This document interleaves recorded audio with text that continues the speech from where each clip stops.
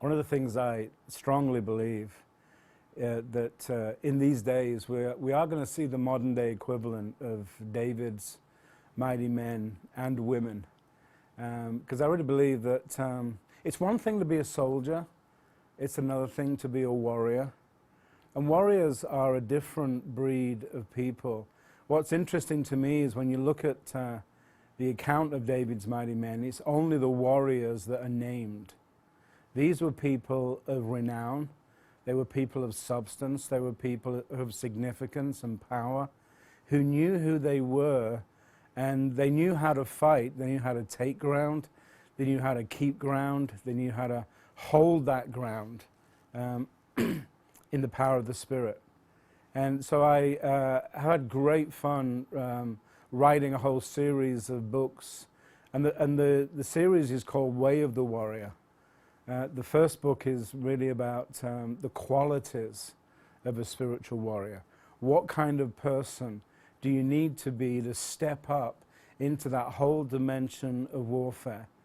And to preface that, I want to say that spiritual warfare is not really about taking authority over the devil. It's primarily about discovering the sovereignty, the supremacy, and the majesty of Jesus, and learning how to track from heaven to earth rather than earth to heaven. And so the qualities of a spiritual warrior is someone who really understands, has seen, and has embraced a spirit of majesty in their own life. I believe strongly that there is a place in the Spirit set aside for us where we can make the enemy tired and weary and despondent and depressed, requiring therapy. There is a place in the Spirit set aside for us. And curiously for me, I've discovered that the fruit of the Spirit is actually a more powerful weapon against the enemy than the gifts of the Spirit. So the very fact that you can defeat the enemy by learning to live in peace. You can overwhelm the enemy by living in joy. You can weary him by your grace. You can depress him by the love and the kindness and the patience that's actually present in your life, especially patience, because the enemy doesn't have any patience. He left all of that behind when he fell from heaven. And so it's an amazing thing to me is that the nature of God, which makes us Christ-like, is the very thing that overwhelms and defeats the enemy. There's a place set aside in the Spirit where we get to become more than conquerors. And that's what being a warrior is. You inhabit a whole different dimension of spirituality, of thinking, of perception. There's a greater sense of God consciousness about you. So much so that as you begin to absorb those truths and as you begin to embrace them, then they actually flow out of you and you start to manifest that warrior spirit in the way that you actually walk your way through this world. And how you counter problems, how you stand against situations and issues. I think, we're all learning that our circumstances are not the problem. It's our perception of our circumstances that is the problem.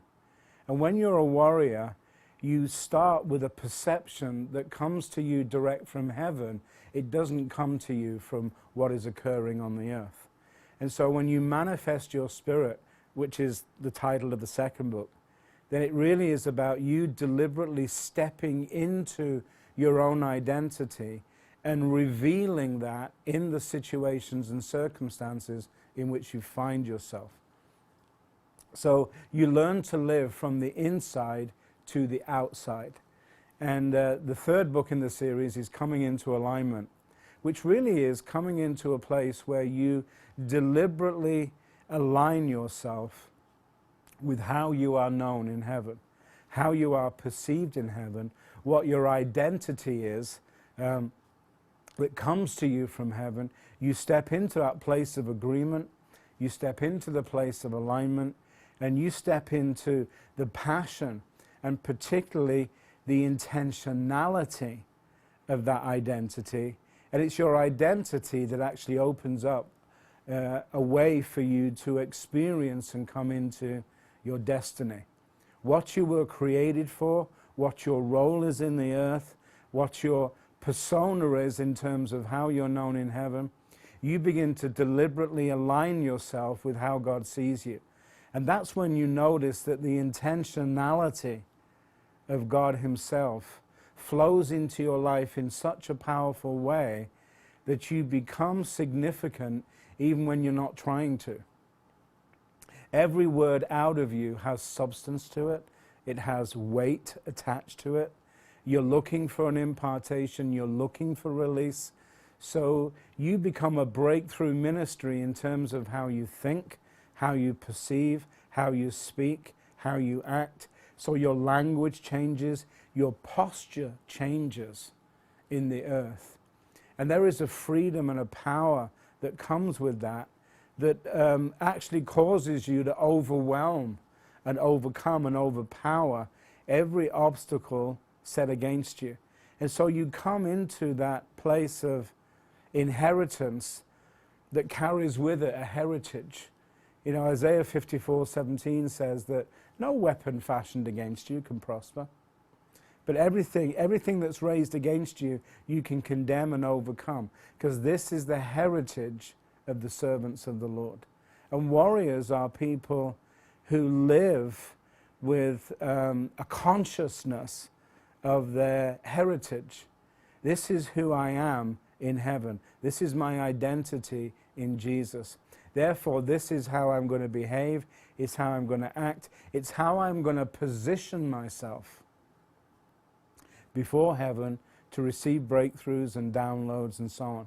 And so a warrior is one who with deliberate intention, they have a focused intentionality that enables them to position themselves exactly where and how the Father is describing to them, so they can enter into the battle at a high level and achieve breakthroughs, not just for themselves, not just for their families, but for their churches, for their cities, for their state, for their country. We're going to see men and women of that caliber and quality who cannot be overcome, who cannot be overwhelmed, and because they live a life that is full of amazement and astonishment, and they have a strong sense of wonder, which is what you would expect from people who travel in majesty and who take all of their reference points from the presence of the King himself. So that's the Way of the Warrior series, and I love writing it, I love speaking it, but mostly I really love living it. It's cool.